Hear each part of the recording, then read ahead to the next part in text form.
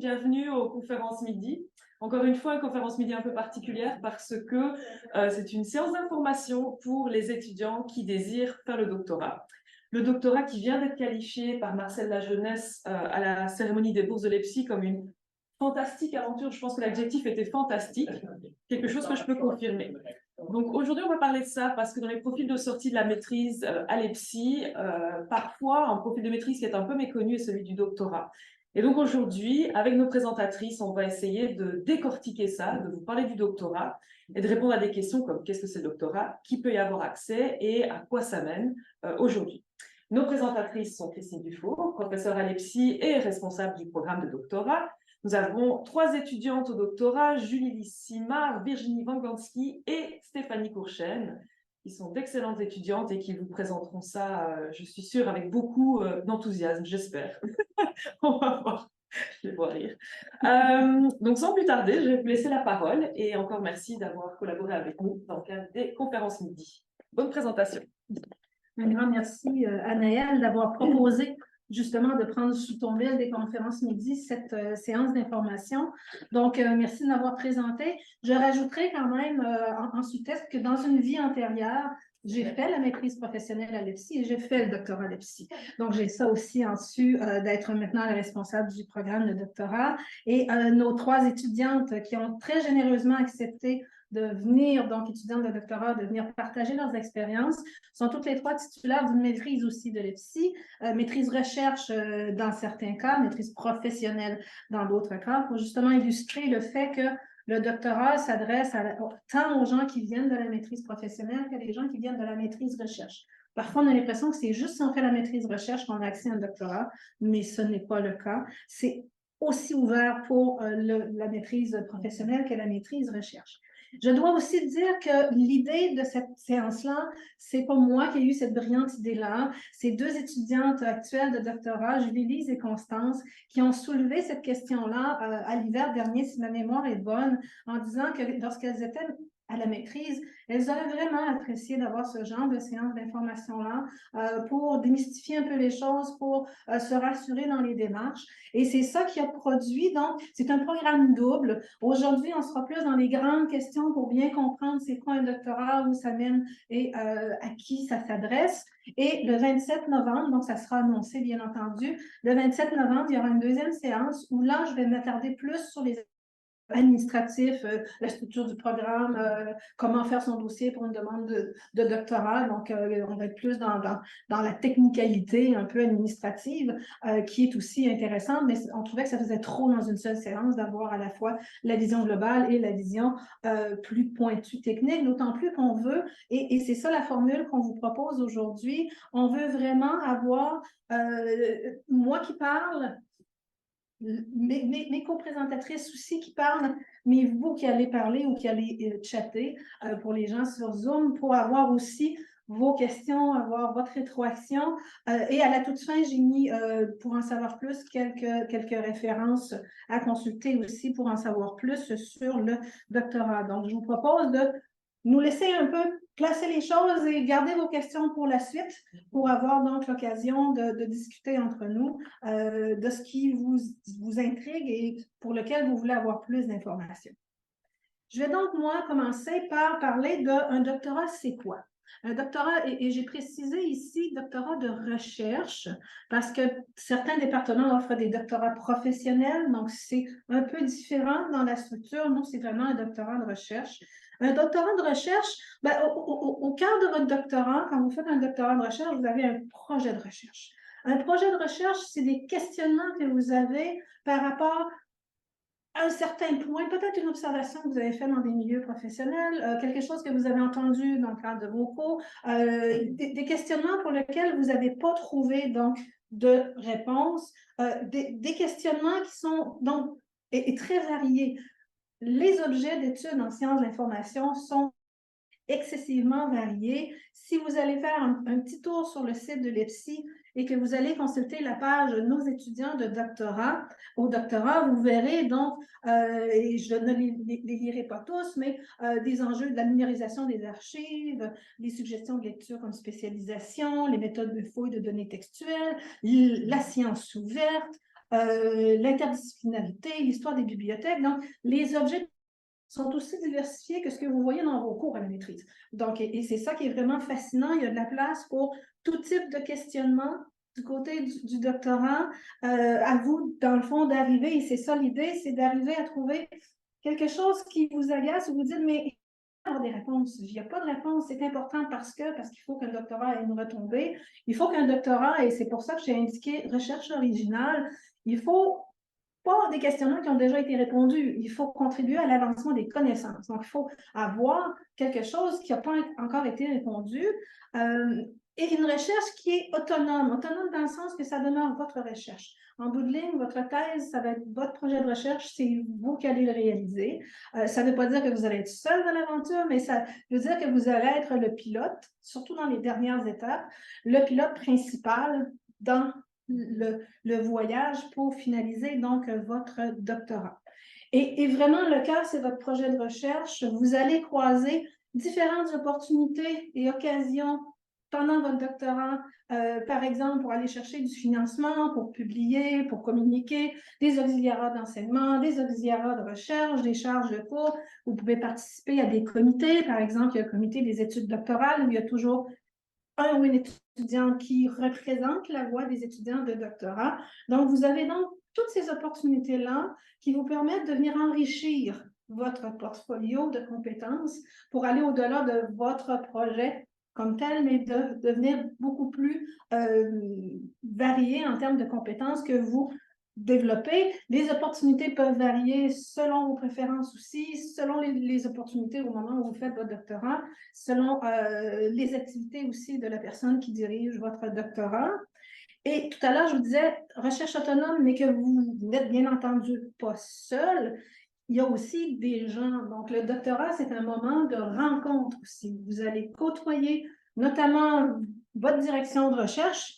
Donc, ça peut être une direction, ça peut être une co-direction aussi. La co-direction peut même être d'un autre département. C'est des choses qui arrivent si vous avez un objet d'étude qui est multi-interdisciplinaire. Ça fait partie des possibilités. Vous allez côtoyer les responsables des séminaires doctoraux parce que ce qu'il faut comprendre, le doctorat, c'est un moment d'apprentissage. Donc, vous apprenez à faire de la recherche. On ne vous laisse pas tout seul à faire votre thèse. Donc, il y a des séminaires doctoraux. Vous allez donc côtoyer vos collègues dans les séminaires. Vous allez côtoyer les enseignants, les enseignantes qui vous donnent les séminaires. Vous allez côtoyer la communauté scientifique dans votre discipline aussi parce que vous allez participer à des congrès, vous allez participer peut-être à une équipe de recherche de votre directeur ou de votre directrice. Ça va vous faire rencontrer des gens parce que c'est le moment de faire un réseau aussi au niveau de la communauté. Donc, ça demeure, oui, un exercice intellectuel, mais aussi humain. Donc, il ne faut pas oublier, c'est sûr qu'à un certain moment, comme on est autonome sur notre recherche, quand on est dans les dernières phases de rédaction, on se sent un petit peu plus seul, c'est normal. Mais donc, il y a quand même des gens autour de vous et des gens qui sont là pour vous appuyer. Il y a aussi, bon, actuellement, c'est moi qui est la responsable de programme, mais il y a donc une responsable ou un responsable de programme pour vous aider dans vos démarches si vous avez des questions. Et à la fois le projet de recherche et bien entendu toutes les activités que vous allez y greffer vont vous permettre de développer, bien sûr, des compétences en recherche. Vous allez devenir chercheur, chercheuse. C'est votre premier projet. Il faut vraiment voir le doctorat comme c'est pas le projet d'une vie. Un doctorat, c'est votre première carte de visite. Pour montrer, c'est ça l'objectif, c'est de montrer que vous êtes capable de faire la recherche en autonome.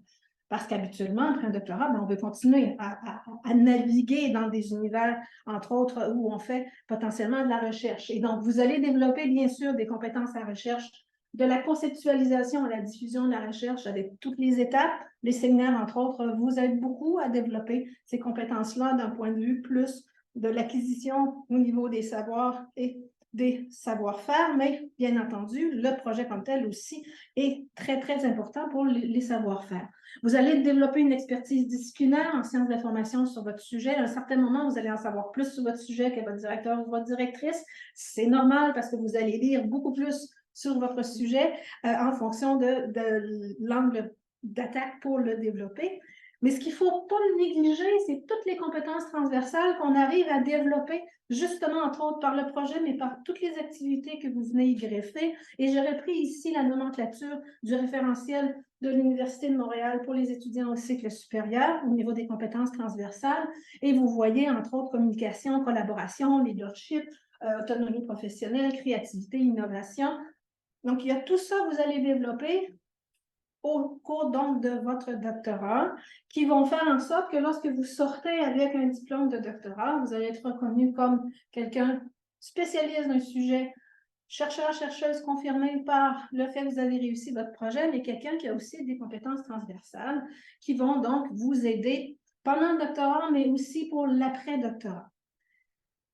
L'après-doctorat, dans les débouchés, bien entendu, le classique auquel on pense tous et toutes, on va devenir professeur, chercheur, chercheuse dans une université. Ça, c'est le grand classique. Des fois, ce n'est pas directement après le doctorat. Certains, des fois, font un petit passage par un post-doctorat pour solidifier encore plus l'expérience au niveau de la recherche, mais certains vont donc viser le milieu donc académique.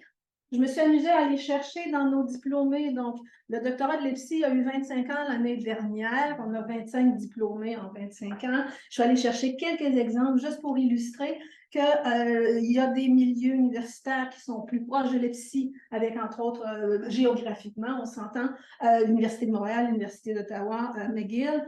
Du côté donc canadien, on a quelqu'un actuellement qui est à Halifax, en Nouvelle-Écosse, à Dalhousie University. Mais on remarque aussi des docteurs de l'EPSI qui sont maintenant à l'international. Certains, c'est parce qu'ils étaient étudiants internationaux, ils sont retournés dans leur pays. Donc, on voit entre autres la Tunisie, on voit le Sénégal, on voit le Burkina Faso, on voit la France, on voit la Suisse. Donc, ils se sont dispersés un peu partout. Donc, quand on fait un doctorat, il faut, surtout à la fin du doctorat, il faut être attentif aux annonces et profiter des opportunités qui passent parce que ce n'est pas non plus nécessairement 50 affichages par semaine qui sortent. Donc, il faut avoir l'œil attentif pour voir les opportunités à ce niveau-là.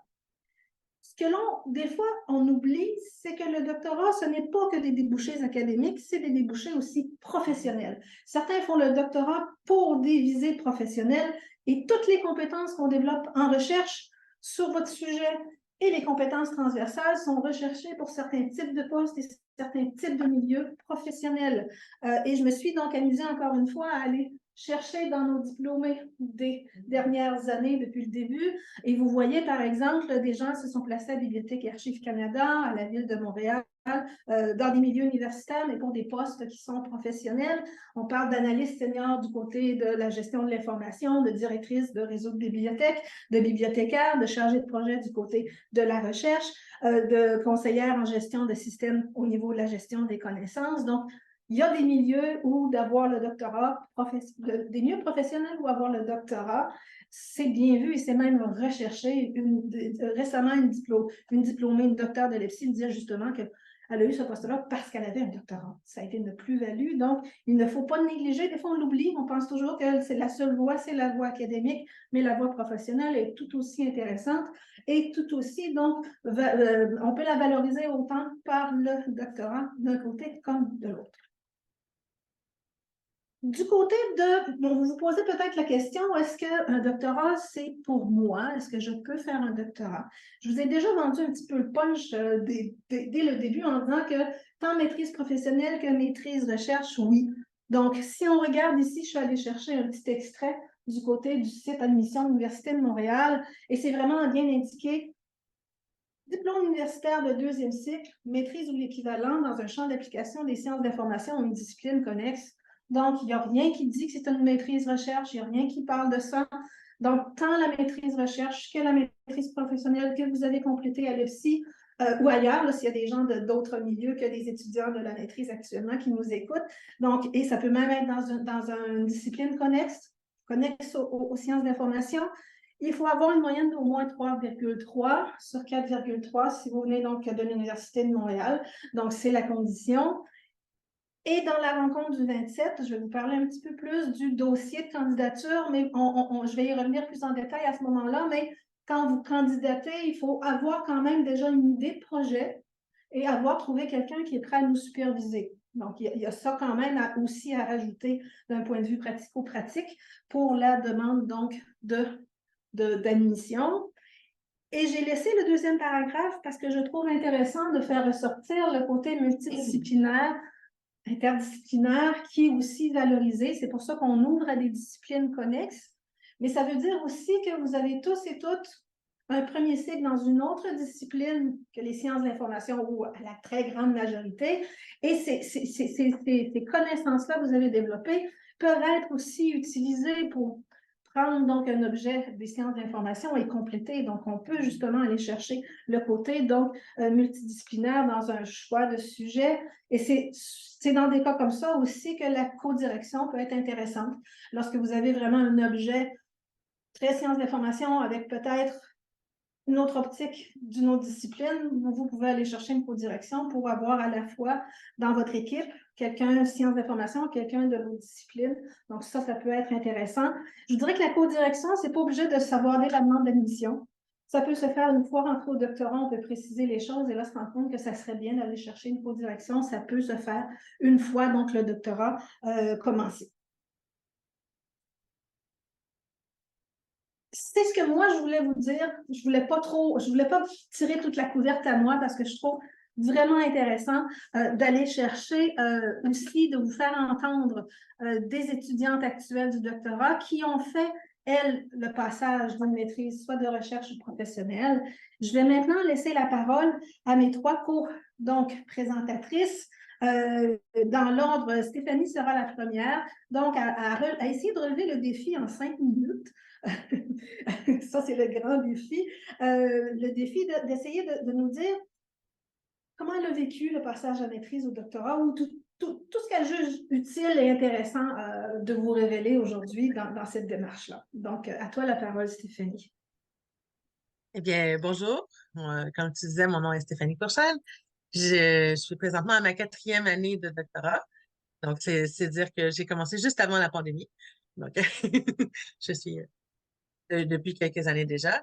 Avant d'entreprendre l'aventure du doctorat, j'ai fait une maîtrise recherche à l'EPSI. Mais au départ, quand je me suis inscrite à la maîtrise, j'étais dans le profil professionnel. J'avais déjà une maîtrise en anthropologie avant et je m'étais dit que je voulais faire le parcours professionnel et retourner travailler. Mais en faisant mes cours et en écoutant les gens parler, il m'est venu des idées de sujets que je voulais pousser plus loin, qui m'ont encouragé à prendre le profil recherche en milieu de maîtrise et à faire un mémoire sur l'accueil dans les bibliothèques, le concept de troisième lieu, la rencontre de l'autre, l'accueil des clientèles difficiles en bibliothèque publique. Donc, j'ai fait mon mémoire. Puis, à la fin de mon mémoire, je me suis rendu compte que j'étais encore prête à aller plus loin, malgré mon expérience, pas malgré, mais grâce à mon expérience de recherche. Quand j'ai été rencontrer des gens en bibliothèque pendant ma maîtrise, j'ai vu qu'il y a plein de nouveaux sujets qui émergeaient. Dans le fond, il y avait plein de possibilités d'aller explorer en dehors de mon premier sujet, de pousser plus loin. Désolée, j'essaie de voir qu'est-ce qui est le plus pertinent là, pour vous. En terminant ma maîtrise, j'avais vraiment le choix entre aller du côté professionnel, parce que j'étais déjà en emploi, je travaillais comme médiathécaire à Radio-Canada, ou de vraiment faire le choix d'aller au doctorat. Donc, c'était vraiment, les deux avenues étaient possibles pour moi, même si j'avais la maîtrise recherche, que parfois des gens hésitent pour le parcours recherche. Une des choses qui m'a encouragée à me diriger vers le doctorat, c'est premièrement, je dirais, l'encadrement qui est disponible à l'EPSI. Parce que j'adorais travailler avec la directrice de recherche. Puis je savais que je serais capable de mener un autre projet d'envergure avec elle. Donc, la première étape, ça a été d'aller parler avec ma directrice de recherche pour savoir si elle était prête à continuer à travailler avec moi, premier point, et à développer un sujet de recherche qui serait intéressant pour faire avancer les connaissances dans la discipline. Puis, dans le fond, tous les points que tu as déjà relevés dans la première partie, que ce serait quelque chose qui pourrait vraiment être porteur pour le milieu, puis me permettre d'aller dans un sujet innovateur. Donc, je suis partie des choses qui sont apparues dans mon mémoire, donc sur la profession en général, sur les changements qui avaient lieu dans les milieux professionnels. se sont exacerbées avec avec les débuts, mais avec le début de la pandémie, ce que je n'avais pas prévu d'avance quand je me suis inscrite. Puis, tranquillement, en suivant les premiers cours, là, ça m'a permis de mieux, de mieux préciser mon sujet de recherche. Donc, ça me fait dire que même si on a une idée au départ, il y a toujours une possibilité au début du parcours doctoral de préciser notre recherche. Donc, j'ai vraiment passé de l'accueil des clientèles difficiles aux limites de la profession. Puis maintenant, je suis vraiment dans une branche de l'arbre. Donc, je voulais faire l'arbre au complet en commençant le doctorat. Puis là, je me dirige vers une spécialisation qui est l'aide au lecteur, les suggestions de lecture. Donc, ça aussi, c'est quelque chose à prendre en considération quand on commence le sujet, même si on veut tout faire. C'est une possibilité de bien cerner notre sujet par la suite. Une autre des choses qui a motivé mon choix, c'est que j'ai eu beaucoup d'expériences auxiliaires pendant la dernière année de ma maîtrise, qui m'a fait voir comment ça fonctionnait un peu à l'autre côté du miroir, du côté des professeurs, du côté de l'organisation des cours. Puis tout à coup, ben, je me suis dit, ah ben oui, je serais bien à évoluer dans ce milieu-là. Je voudrais participer à la vie de l'EPSI, à la vie du département. Euh, donc, c'est un autre des points qui m'a encouragée à à basculer vers le doctorat. C'est-à-dire, j'aime le travail j'aime non seulement la recherche, ce que je savais déjà, mais aussi le travail à l'université, puis tout le réseautage et les belles possibilités de rencontres que le doctorat nous donne. Euh, je ne sais pas combien de temps j'ai parlé déjà. Euh, donc, je dirais que pour l'admission au doctorat, ce que j'ai fait pour me préparer, c'est que j'ai été voir ma directrice de recherche. J'ai été, euh, j'ai été voir les divers sujets qui étaient déjà abordés pour voir sur quoi travaillaient les étudiants, puis comment qu'on pouvait monter quelque chose qui était digne d'un doctorat, parce qu'il faut quand même pousser un peu plus loin qu'à la maîtrise. Euh, donc, je me suis basée sur mes sujets de mémoire de recherche, mais je voulais quand même pas faire le même sujet. Il y en a qui vont directement qui approfondissent leur sujet, qui est tout à fait valable. Moi, c'est pas la voie que j'ai choisie parce que mon sujet était beaucoup du côté des clientèles difficiles, ce qui est un sujet quand même assez difficile en soi, puisque ça l'implique d'être toujours avec des situations problématiques. Moi, je voulais aussi quelque chose de plus. Mais je pense que c'est une bonne stratégie de partir de quelque chose qu'on connaît, de quelque chose vraiment qui nous intéresse pour approfondir, pour dire, je vais passer les 4 ou 5 prochaines années à, à lire sur ce sujet-là. Donc, je pense que c'est quand même quelque chose qu'il faut pas nécessairement prendre à la légère parce qu'on s'embarque dans plusieurs années. Il faut vraiment que ça soit notre choix, pas seulement parce qu'on aime le sujet d'un professeur pour dire, on va travailler sur un sujet d'un autre parce que c'est pas toujours la bonne approche. Il faut vraiment quelque chose qui nous allume nous parce qu'à un certain moment dans le parcours, c'est nous face à nous. Donc, il faut qu'on aime qu'est-ce qu'on fait. Euh, Ensuite, je trouve que l'accueil au début du doctorat à l'EPSI est impeccable et elle va être encore mieux puisque il y a plein de nouvelles façons d'informer les nouveaux doctorants au tout début. Mais j'ai eu d'autres expériences dans d'autres départements et je trouve que c'est vraiment un bel accueil. Les séminaires, ils nous aident à mettre en place notre méthodologie, à mettre en place notre sujet de recherche. Donc, on n'est pas lancé par nous-mêmes directement dans l'océan. Donc, on est vraiment bien préparé, même si on a plus ou moins. J'ai certaines de mes collègues qui avaient moins d'expérience de recherche, certaines qui en avaient plus, puis on a réussi quand même à aller chercher vraiment ce qu'on a besoin dans les séminaires pour bien démarrer notre projet. Je pense que ça fait quand même un peu le tour, puis je pense que je suis pas mal dans mes 5 minutes. Donc, j'espère que ça répond un peu à vos questions, mais je vais être là aussi si vous avez d'autres questions. Merci beaucoup, Stéphanie. Je passerai la parole maintenant à Julie-Lise. Oui, moi, je me suis préparé un petit post-it pour me limiter dans les 5 minutes. Donc oui, c'est ça. Moi, mon parcours a été un petit peu différent. Premièrement, moi, je suis en ce moment à la 2e année au doctorat. Donc, j'ai terminé ma première année à l'hiver dernier. J'ai commencé mon doctorat tout de suite après avoir fait la maîtrise professionnelle dans le fond, la MSI. Et en fait, moi, c'est le fait que j'ai fait un parcours professionnel qui m'a poussée vers la recherche. Mon sujet de recherche touche à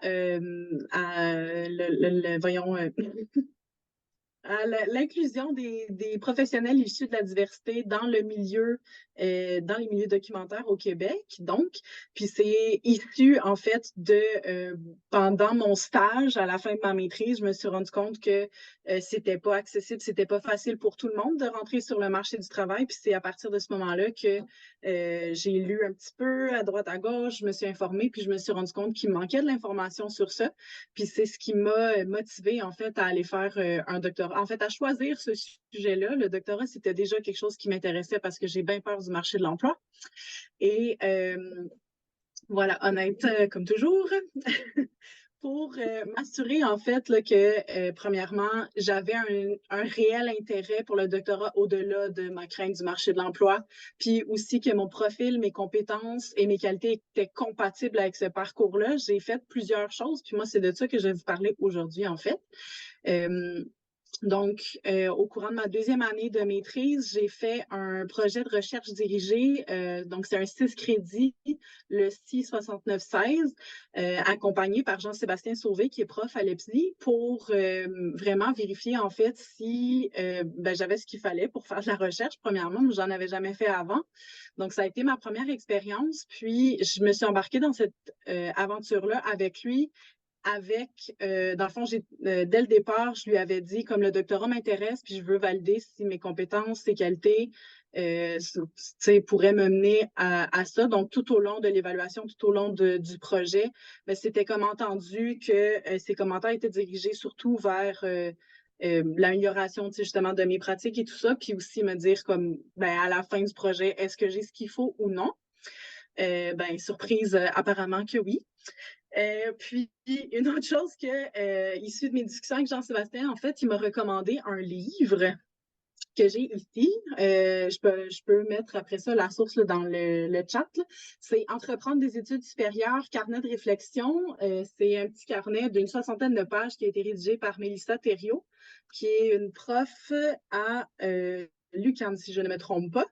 Puis, essentiellement, c'est un petit cahier qui pose des questions, des fois difficiles, sur pourquoi on veut faire un doctorat, qu'est-ce que c'est comme sacrifice dans une vie, parce qu'il y a des sacrifices qu'on doit faire, c'est choisir une avenue plutôt qu'une autre.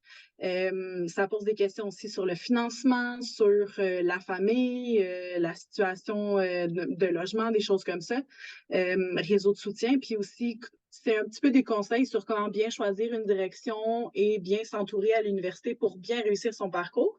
Moi, j'ai trouvé ça vraiment intéressant de me poser ces questions-là, donc avant de m'embarquer. Un coup que j'ai fait toutes ces réflexions-là de mon côté, j'ai aussi pris, dans le fond, un rendez-vous avec Dominique Morel, qui, à ce moment-là, était la responsable du programme de doctorat. Puis, on a eu un bel échange de comme 2 heures de temps sur, justement, c'est quoi le doctorat, un petit peu, en fait, la rencontre qui se passe aujourd'hui. Puis, c'était du côté administratif, là, tout ça.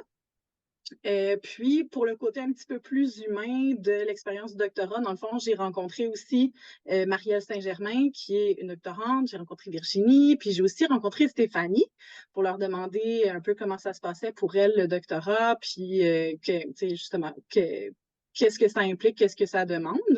Et le petit bonus avec Stéphanie, en fait, c'est qu'on partage une directrice. Donc, on s'est aussi rencontrés pour discuter du style de direction de Nadine et le style d'accompagnement, puis tout ça, pour que je sache à quoi m'attendre, puis évaluer aussi si c'était un style d'accompagnement qui me convenait à moi.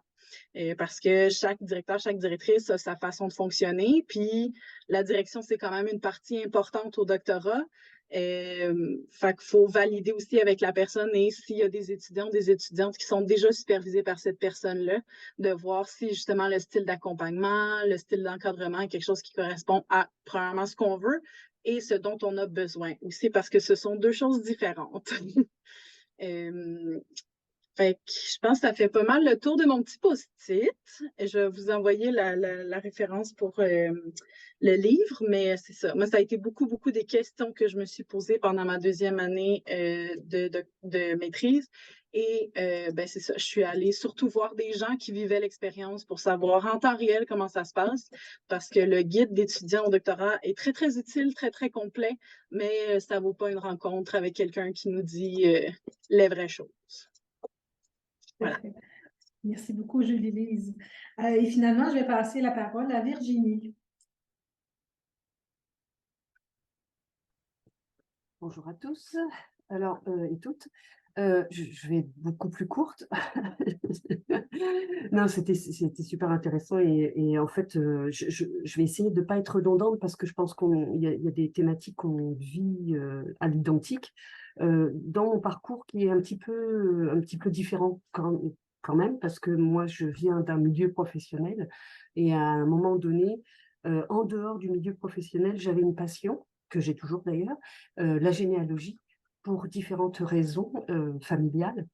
Et donc, à un moment donné, après 2 certificats, je me suis posé la question de savoir qu'est-ce que j'allais faire, parce que je voulais quand même continuer à étudier.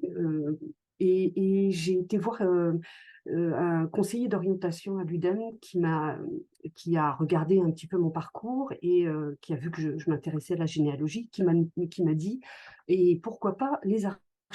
Je ne savais absolument pas qu'il y avait des certificats, des maîtrises et des doctorats en archivistique.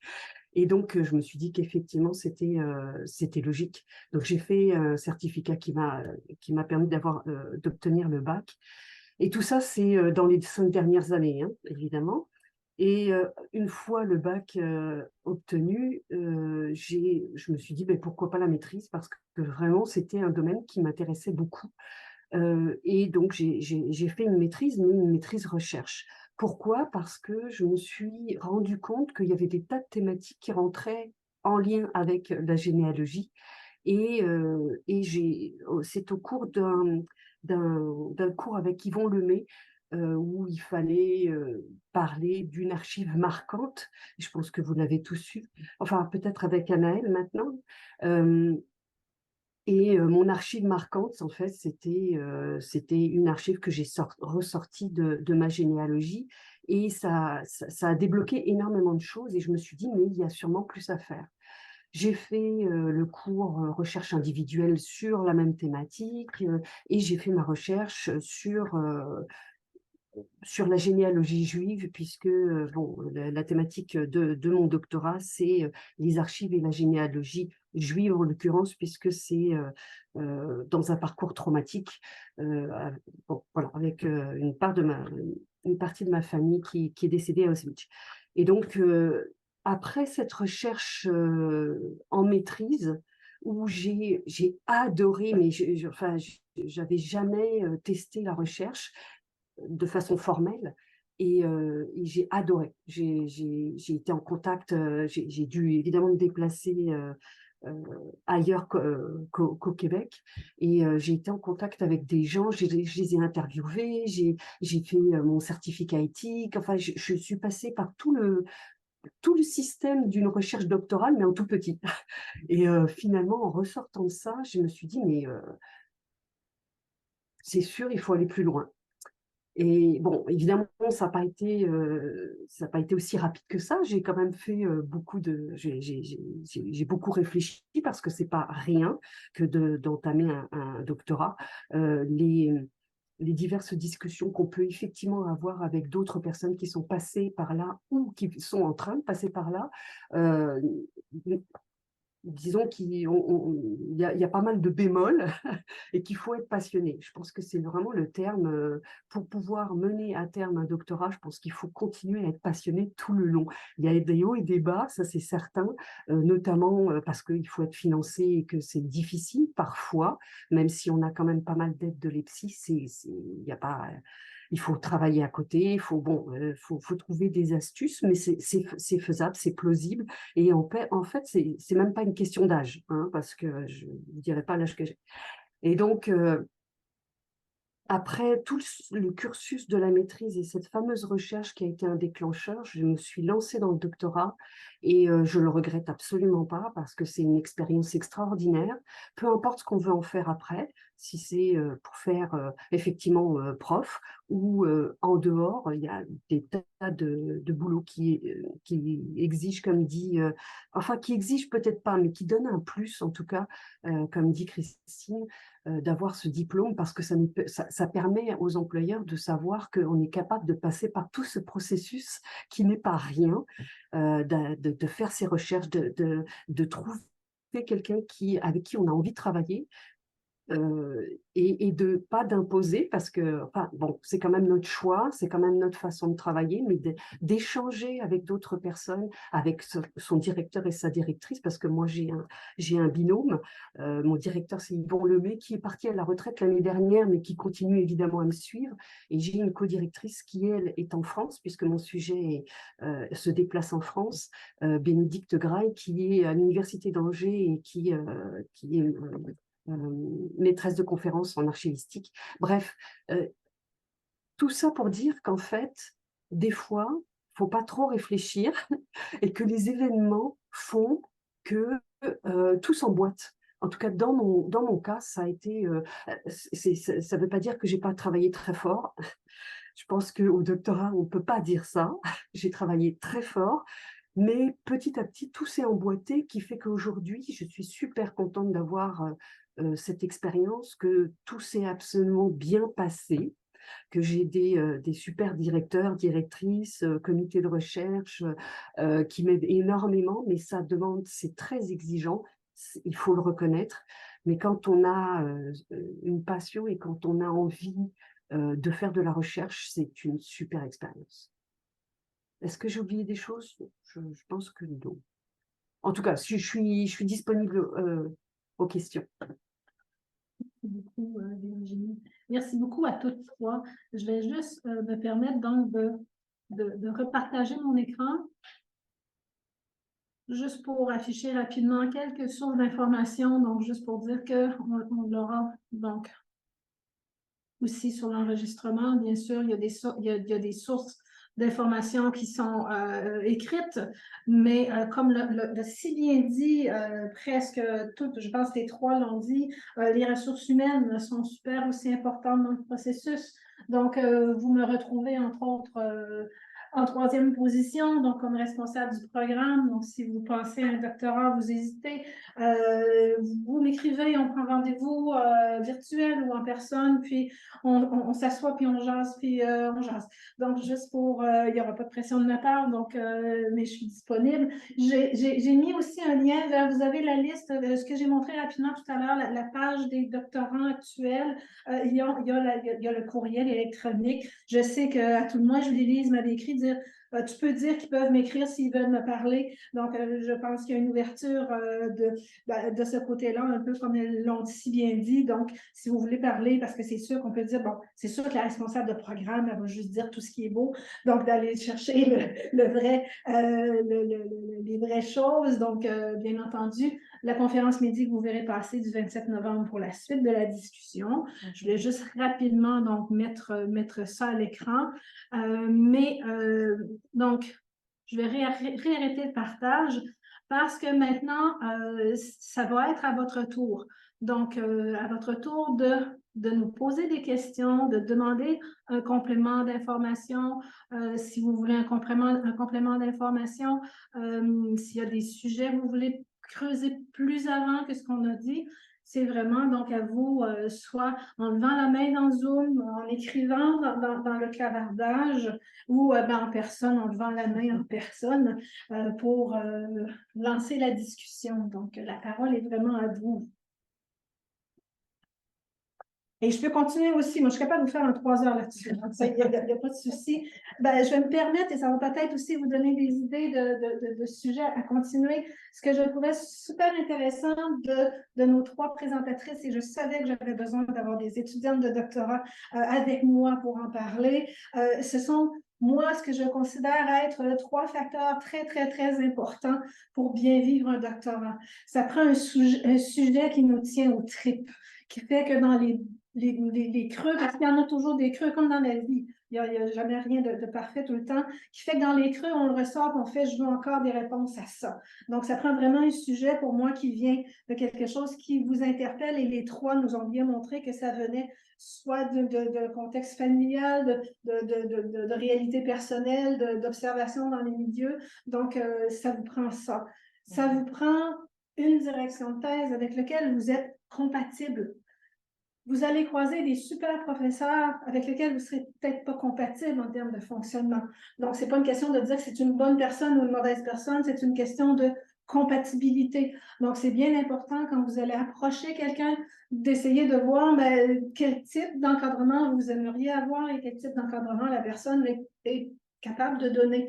Donc, ça, c'est vraiment super important pour avoir, de mon côté, eu une très mauvaise expérience quand j'ai fait un mémoire en mathématiques qui m'avait fait sortir de la recherche en me disant plus jamais, mais le plus jamais venait du fait d'une incompatibilité avec mon directeur.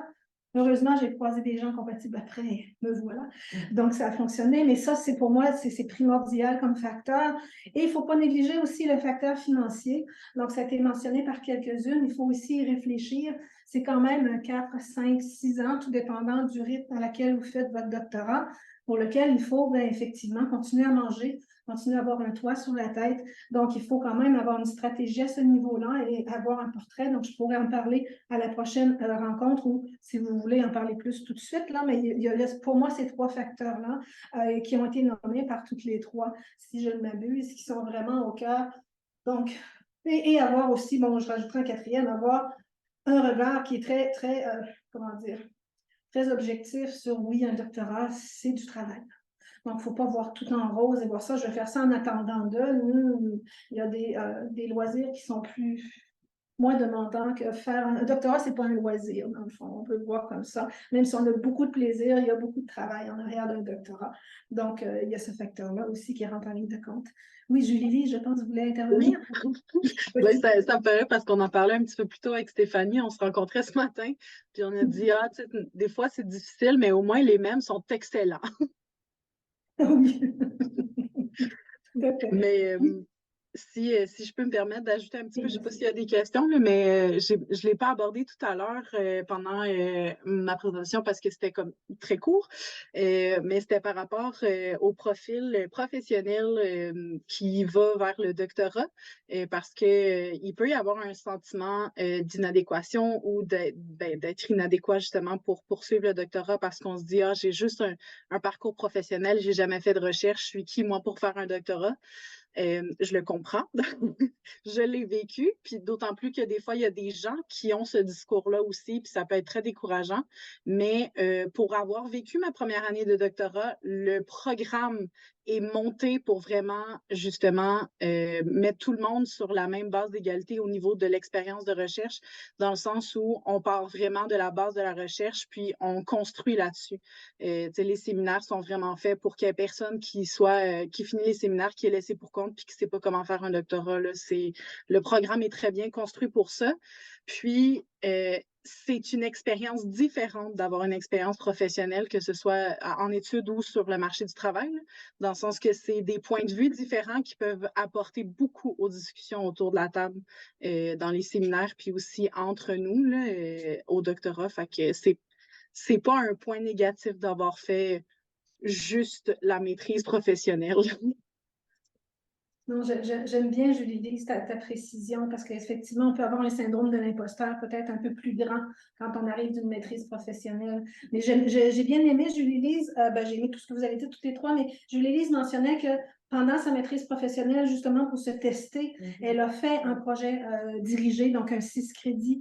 Donc, si vous hésitez à dire, bon, est-ce que je suis faite pour la recherche? Ça peut être une manière dans votre maîtrise professionnelle, soit un 3 crédits, donc c'est une 68-50 qui est une recherche individuelle, ou un 6 crédits, 69-16, qui est un projet dirigé. L'idée, c'est vraiment, vous trouvez un sujet, vous trouvez quelqu'un pour vous superviser, et là, vous faites à taille vraiment beaucoup plus petite, mais vous faites un projet. Donc, des fois, ça peut être uniquement une revue de littérature, en 3 crédits. On s'entend qu'on ne peut pas faire le cycle complet d'une recherche, mais on peut à tout le moins faire une bonne revue de littérature pour voir si Ce qui nous semble être un manque en quelque part et un questionnement non répondu, est-ce que c'est vraiment le cas? Donc, ça peut être une bonne manière parce qu'il y a une phase conceptuelle où il y a de la revue de littérature à faire dans un doctorat aussi. Des fois, le 6 crédits donne un petit peu plus d'espace. Il peut y avoir peut-être un petit peu de collecte qui se fait. Donc, ça dépend vraiment, mais ça peut être une manière intéressante. Si vous n'êtes pas en maîtrise recherche, de dire, je vais aller mettre le doigt un peu dedans juste pour voir. Et certains, des fois, font le 3 et le 6, font un 9 crédits. J'ai déjà eu une étudiante comme ça qui avait fait un 9 crédits donc, sur un sujet parce qu'elle trouvait le sujet intéressant, c'était pas couvert assez à fond dans les cours et elle aimait avoir quelque chose qui était juste à elle. C'est ce que vous apporte un 3 ou un 6 crédits aussi, au-delà de vous tester en recherche. C'est une carte dans votre jeu que vos collègues n'ont pas parce que c'est votre sujet à vous. Donc, ça peut être intéressant. Moi, j'ai bien aimé, Julie-Lise, que tu précises que tu avais fait ça justement pour te tester. Parce qu'on peut avoir des fois une idée un peu imagée de c'est quoi faire la recherche. J'avais une amie qui me disait, ah, j'aimerais ça faire un doctorat, être chez moi en pantoufles en train d'écrire. Je vais dire, parce qu'il n'y a pas juste ça dans le doctorat. Donc, elle avait une image un petit peu stéréotypée là, du chercheur en pantoufles là, chez elle. Là. Donc, oui, on peut travailler en pantoufles chez nous, là, mais il faut sortir des fois de ces pantoufles de temps en temps. Là. Donc, en congrès, en pantoufles, c'est moins intéressant. Donc, ça peut être bien de tester pour voir si vous avez les aptitudes et l'intérêt pour réussir à passer à travers donc, un élément de recherche. Ça peut aussi. Oui, vas-y, Oui. Julie. Ça peut aussi être une belle façon de tester la compatibilité avec un ou une prof pour l'encadrement Oui. aussi. Ah oui, moi, j'avoue que moi, entre ma maîtrise et mon doctorat, j'ai eu à peu près 2 ans où j'ai été auxiliaire de recherche et d'enseignement et j'ai testé presque tout le département à l'époque à la recherche de compatibilité parce que j'avais eu une très mauvaise expérience en mathématiques là-dessus. Donc, et moi, quand j'ai terminé ma maîtrise, le doctorat n'était pas encore là. Donc, il s'en venait l'année d'après. Donc, il fallait que j'attende de toute façon et j'ai testé comme ça pour la compatibilité. Pour moi, c'est vraiment pour avoir une mauvaise expérience, c'est pas parce que c'était pas une bonne personne, c'est parce qu'on n'était pas compatible et on ne s'était pas entendu sur les modalités d'interaction. Ça peut faire en sorte que les choses ne fonctionnent pas. Donc, ça, c'est important de prendre la peine d'en parler. Et si vous envisagez un doctorat et que vous ne savez pas trop qui peut vous encadrer dans votre sujet, c'est un rôle aussi que je peux avoir comme responsable de programme. Je le fais comme conseillère pédagogique, de toute façon, la maîtrise. Vous venez me jaser de votre sujet et là, je vais vous dire, ah, vous me faites penser à tel collègue ou tel collègue, allez peut-être dans ce sens-là pour les sujets. Ça peut être aussi un rôle que je peux prendre, bien entendu, pour vous aider des fois parce que vous ne croisez pas nécessairement tous les professeurs dans vos cours et des fois, ben, on ne sait pas trop. Donc, ça peut des fois aider. Est-ce qu'il y a des questions, soit dans la salle physiquement? Oui. J'avais une question. Oui. Est-ce que chacune des doctorantes pourrait donner un point positif et un point négatif significatif qui est arrivé pendant leur parcours? D'accord. Ben, mesdames, un point positif et un point négatif qui est arrivé dans le parcours, juste au doctorat ou maîtrise doctorat? Ah oui, ça peut être intéressant les deux. Les deux.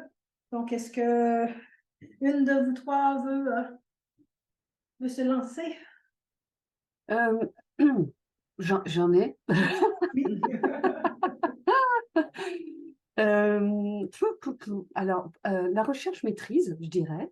Le point positif, c'est que ça a concrétisé quelque chose que je soupçonnais au niveau pas de l'effort, mais de l'émerveillement de la recherche, de savoir que effectivement c'est quelque chose qui m'intéressait. Donc, en fait, ça s'est concrétisé en interviewant les gens. Mais il y a eu un double. Bon, en fait, c'est ça. C'est que quand j'ai commencé à faire les entretiens, j'ai trouvé ça génial et c'est là que c'est le petit déclic qui m'a fait penser que ça pouvait aller au-delà de ça.